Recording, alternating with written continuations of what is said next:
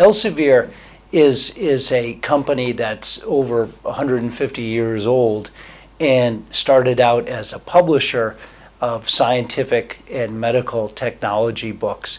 And what we have evolved to is a big data and analytics company specializing in the area of clinical decision support, particularly the area I'm responsible for. And the transformation, where you find it today?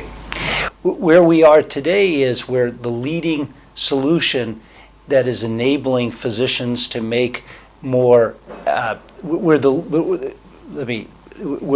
leading provider of information solutions that allow physicians and nurses to make real-time clinical decisions to improve patient outcomes. So Elsevier has a significant presence in India. We're in over 3 major cities, so we have a significant presence. We have about 600-700 employees in Chennai, we have employees in Mumbai, and we have employees here in Delhi, and then we also have some smaller regional offices. So we have close to 1,000 employees in India, and with Elsevier, and then our parent company, Reed Elsevier.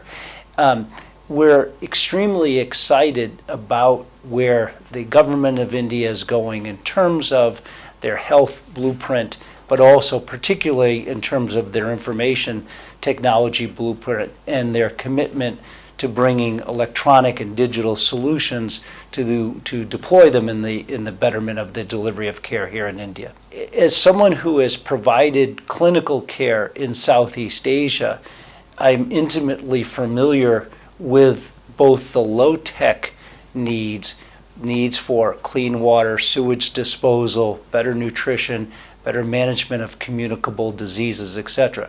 So those low-tech interventions will play a major role in improving the health outcomes. Where we believe we can play a significant role as Elsevier is utilizing the internet and utilizing digital solutions to bring things such as phone triage, symptom checkers, and other point-of-care solutions to community workers who are seeking to capture data on the 1.3 billion Indian population, and to be able to use that data for population health management. This is a significantly big issue. It's a tremendously big issue here in India, but also in the U.S. So fundamentally what happens is that the nurses who attend nursing school come out academically prepared, but not job ready. And what is seen here, there's not a competency, there's not an overarching competency framework that addresses the skills and competencies nurses need to have to be able to practice at the scope of practice they need to. So this is one of the area. We have significant offerings in the area, award-winning offerings in the area of teaching skills to nurses. So that's one of the areas that we're looking to have an impact, and to make sure that we work to establish this competency framework and certification around skill sets. We also think that there's huge opportunities with allied health workers to accomplish the same things. In 2 ways, we both in a referential and in a point of care way. So what we have are offerings such as clinical key for the physician, clinical key for nurses, etc. And what these do is they put both at the point of care, but also after hours and when greater time allots, to be able to fully understand disease conditions and disease states, and most importantly, to be able to access evidence-based medicine. This is an area that we are extremely excited about. So we produce 25% of the world's medical content, and where we've made our investments over the last couple of years is in AI, NLP, machine learning, recommendation engines, etc.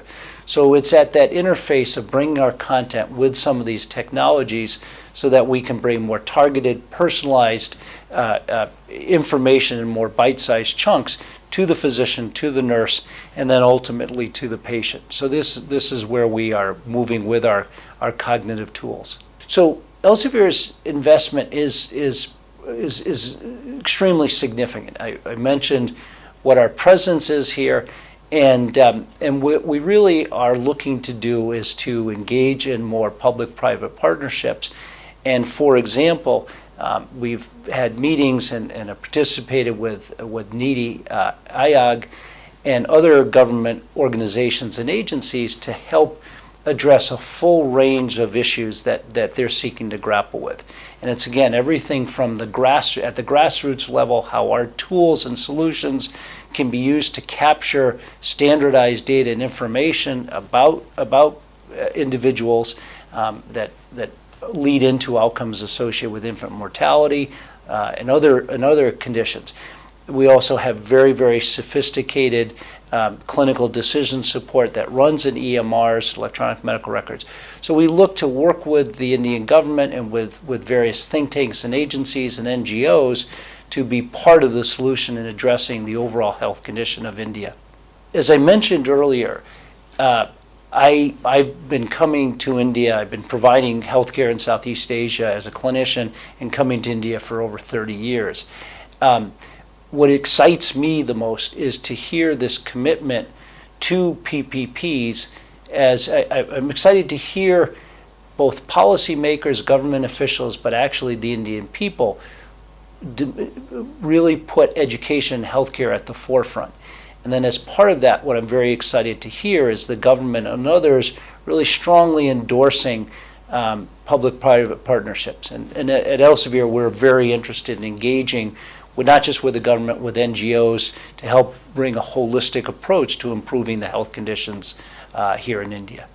I think what we are going to see, so clearly here in India, what I see is the adoption and utilization of more digital tools and more digital content in real time at the point of care.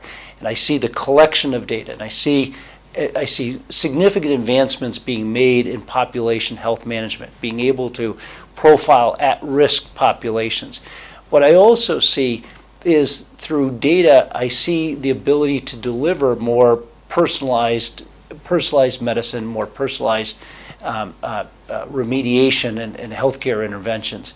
I think what we're going to clearly be able to do is to extract information from electronic medical records and to be able to perform clinical research on that to get a better idea of what interventions, how effective various interventions are in terms of improving healthcare. So significant advances in the area of precision medicine, significant advances in digital health, and I think it's going to be all part of the blueprint and the roadmap for India and for Indian healthcare. Very, very much what we are seeking to do and the input that we can give in terms of these public-private partnerships is bringing our experiences, our global experiences, and both the not only the tools, the cognitive tools, but also the workforce. How can we make the workforce more productive? How can we help utilize technology to extend their efficacy? So one example in bringing global best practices, in the U.S., for example, the role of nurses, very much how healthcare is delivered now, is in a team-based approach. And so interprofessional care delivery is a big concept, and interdisciplinary education and learning about the role that each others play. But I think one of the things in the U.S., it's very difficult to see a physician without first going through either a nurse practitioner or a doctor of nurse practice or a physician assistant, et cetera.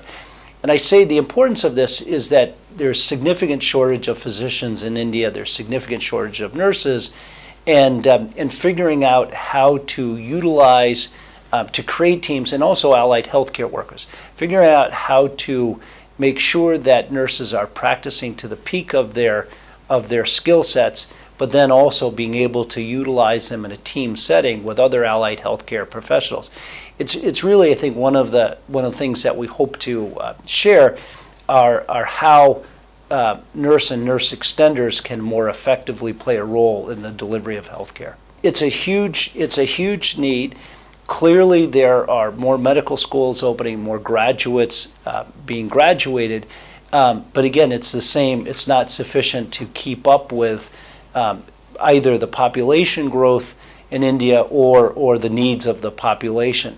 And so where we believe we can play a role is both again, in delivering educational tools to allow to leverage medical faculty, to allow students to have better skills and competencies when they graduate, and to make them effective. But clearly, the workforce shortage is a significant issue, along with the skills gap that we hope to play a role in addressing.